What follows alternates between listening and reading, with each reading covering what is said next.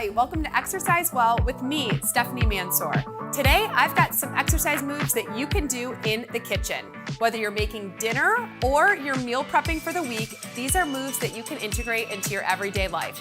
First, I'm gonna start with a push-up against the counter. You can do this when you push go on your blender for your smoothie, or if you just find yourself standing around in the kitchen.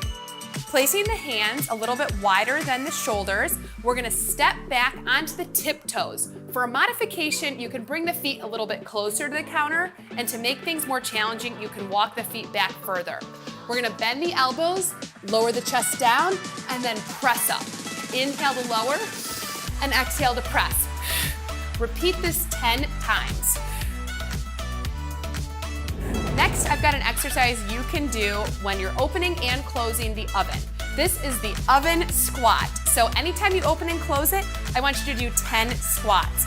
Make sure that you're just placing your hands on the handle of the oven rather than putting your weight on it or using it for balance.